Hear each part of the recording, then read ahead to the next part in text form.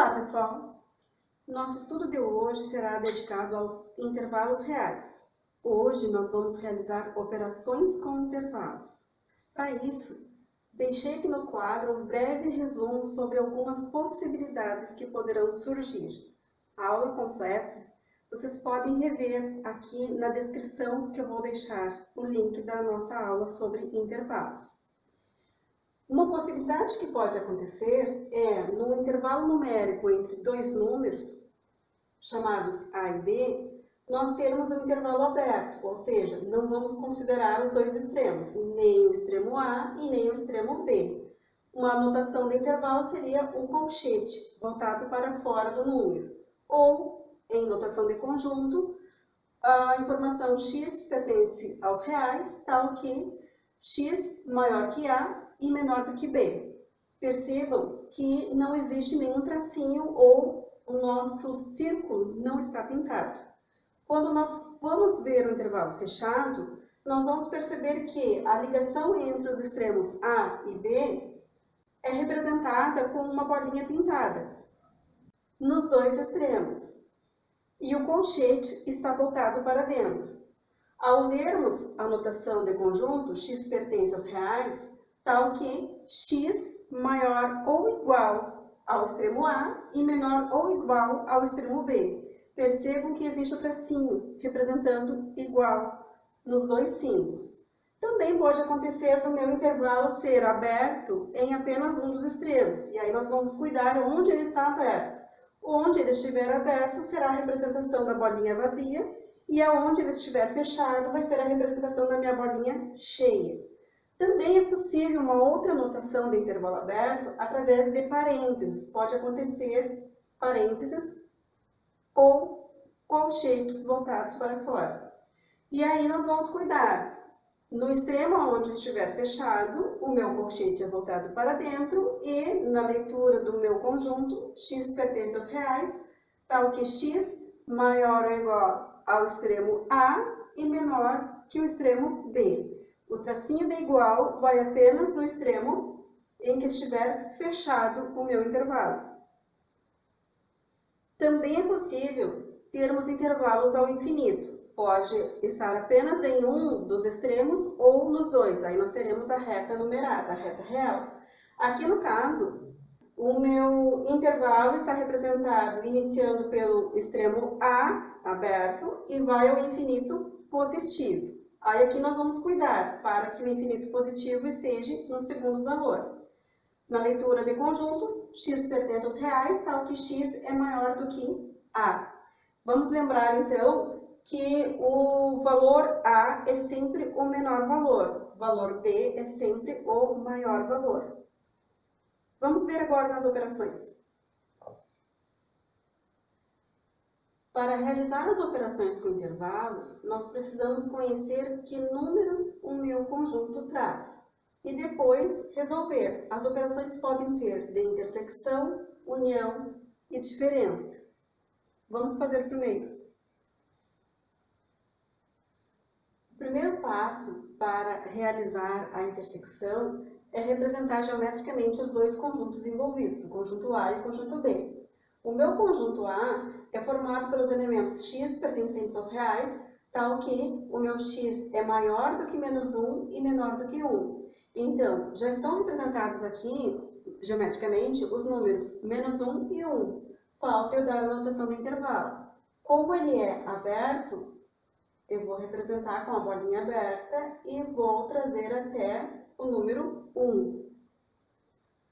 A mesma situação eu vou rever no conjunto B. O conjunto B, ele é um intervalo fechado em 0 e aberto em 5. Então, fechado, com a bolinha fechada em 0 e aberto em 5. É importante cuidar a ordem geométrica dos números. O número mais afastado é o número menos 1. Entre os números menos 1 e 1 está localizado o 0. E depois do número 1, o 5. Eles seguem a ordem geométrica da nossa reta numérica. Se quiser rever, também posso deixar aqui no link, aqui na descrição, o link da aulinha da representação geométrica dos números na reta numerada. E depois nós vamos proceder à intersecção. A intersecção, então, seria o que é comum ao conjunto A e ao conjunto B. Quando nós formos observar os intervalos, nós vamos ver que o nosso intervalo A começou no -1. E que o meu intervalo B, ele vai começar lá no extremo 0. Então, de -1 até 0, não existe nada comum entre estes dois intervalos. Percebam, ó, entre -1 e 0 não existe nenhuma ligação. Quando eu for analisar o extremo 0 do intervalo B, eu percebo que para vir de -1 até 1, o meu intervalo passa pelo valor 0. Logo, existe alguma informação comum aqui. O número 0 estaria incluído no meu intervalo A, que vai de -1 até 1. E como ele começa o meu intervalo B no elemento 0, eu posso afirmar que este termo, o número 0, é um número comum aos dois intervalos. Seguindo o meu estudo, eu vou continuar a minha ligação e vejo que o meu intervalo A, ele para no número 1.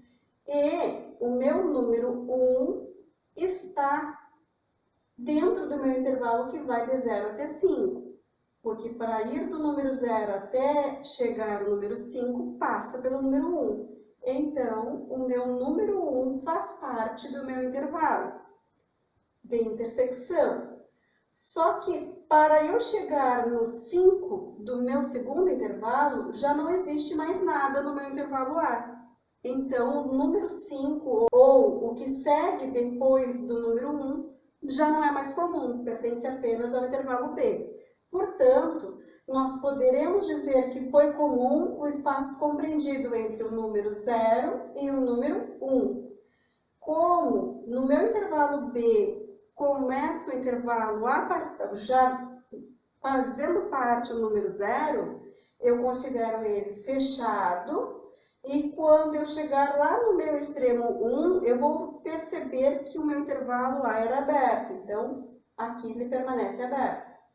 Logo, eu tenho um intervalo de intersecção entre as retas A e B, entre os intervalos A e B, o intervalo que vai de 0 até 1, fechado em 0, aberto em 1, que eu posso representar em notação de intervalos, fechado em 0 e aberto em 1, ou em notação de conjuntos. X pertence aos números reais, tal que o meu 0 é menor ou igual a x, que também é menor do que 1.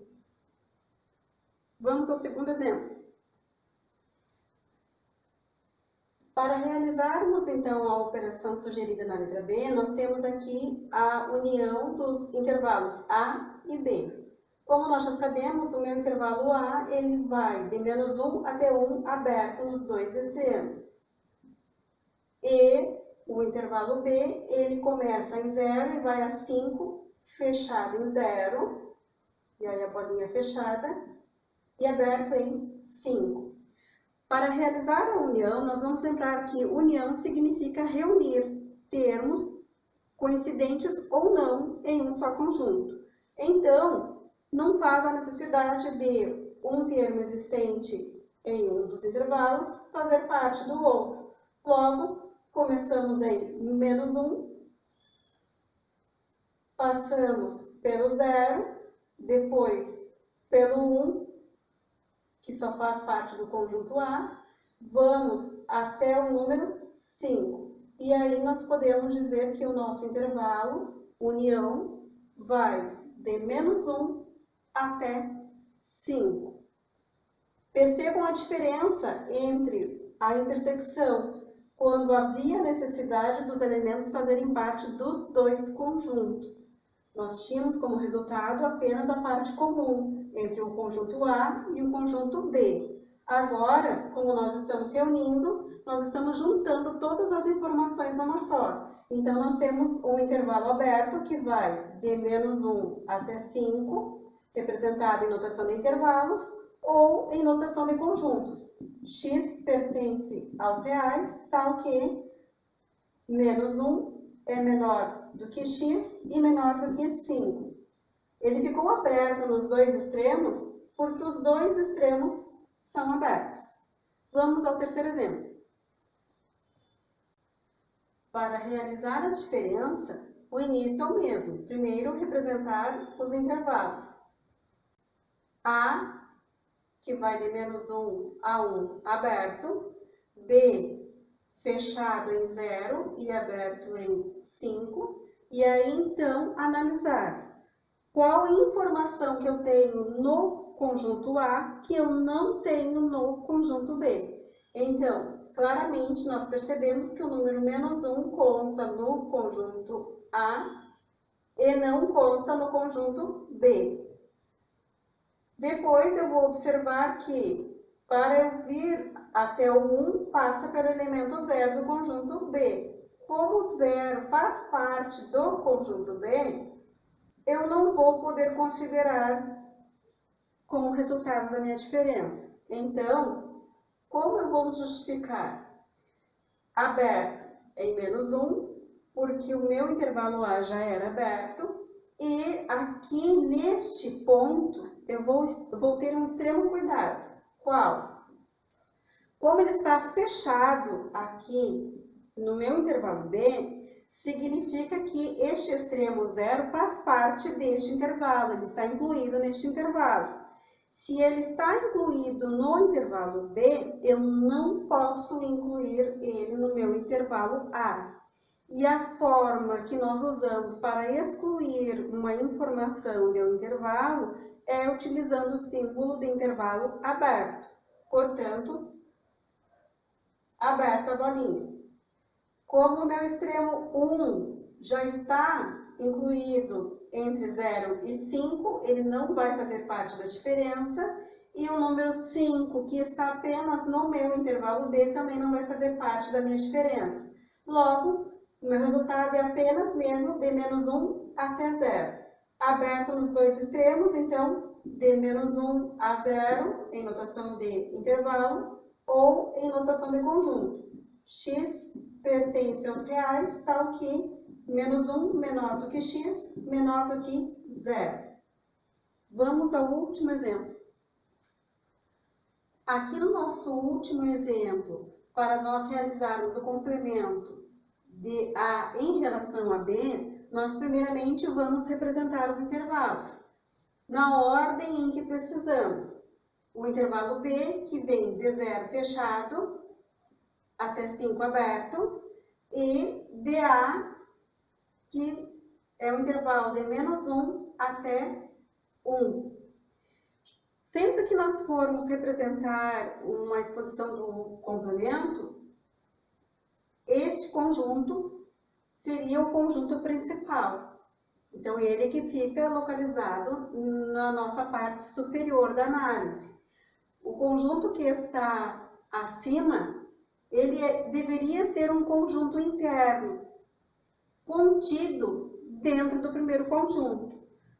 Daí a importância do conjunto B ter vindo antes, porque o conjunto A deveria estar incluído, todo contido dentro do conjunto B.